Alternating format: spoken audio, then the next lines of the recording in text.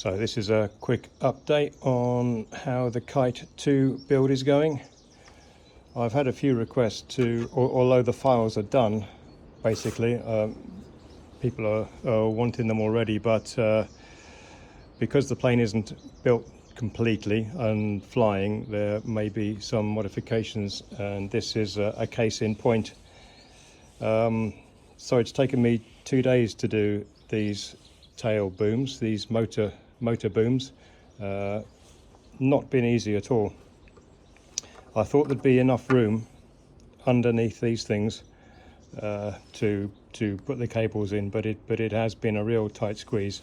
The first one I did a little bit differently. I had all the wires coming from the front and back and out here, and then connected this thing up last of all.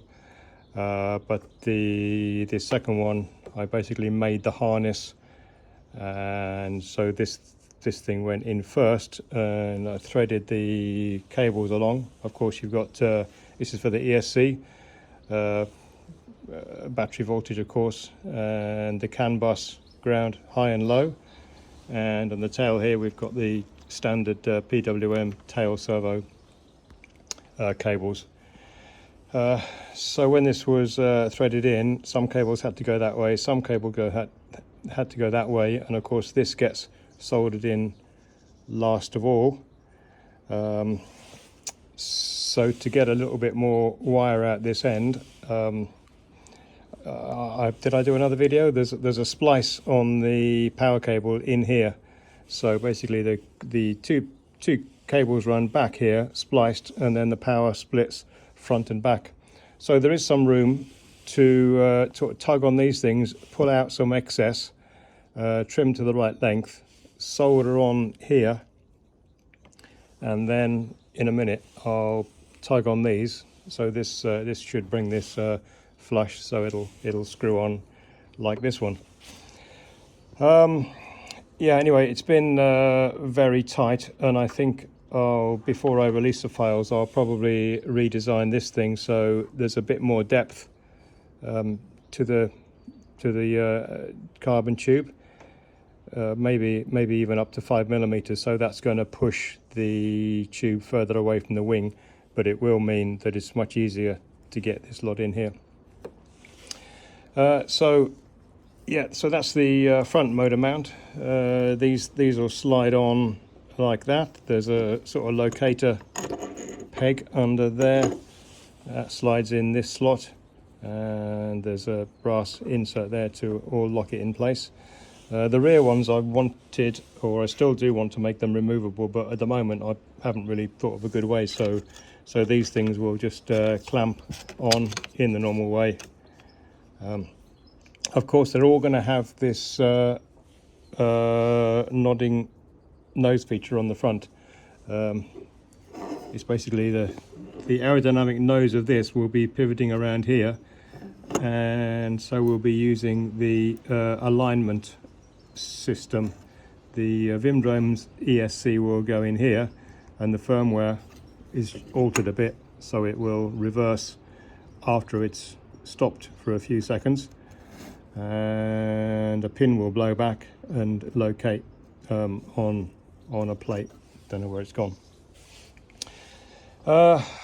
So yeah, it was a bit difficult, like feeding these in. So I printed this thing. It slides in the tube, and when you push the cables in, it helps to guide them up onto this thing. So you're asking, why didn't I bring the cables out here? Well, it wouldn't really work properly with this thing. Yeah, the cables would come out here, and it would. I did think about it. I didn't go down that route.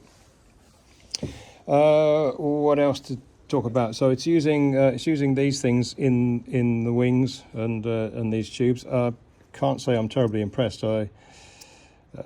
They seem quite low melting point, and when you're trying to solder 14 gauge on there, you feel like the thing's going to melt.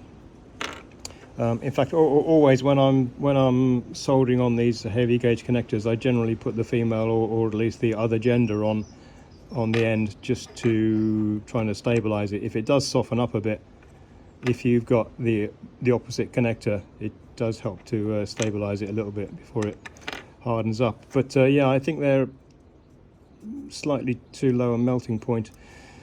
These things seem better quality, and why didn't I use these in place of those? Basically these are, I think they're 50 or 60 amp, and these are a bit lower. So of course these are dealing with two motors. The power is split either way, and this is just for one motor. So you can get away with a lower current rating. This has also got 9 connectors, which is not necessary in this position. We're only using 3, and this has got 6, and we're using all 6 with CAN, high, low, ground, and the PWM for the servo. So that's progress so far. The Kite2 has printed quite well, looking quite nice in black. Of course, there's the usual glue marks, but I'll probably give it a dusting of black before we fly. There's the female version in the wing there. So it all connects up quite well.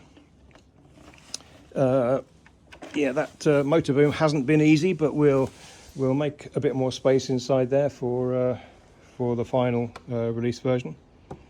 I can't think of much else right now. Okay, cheers.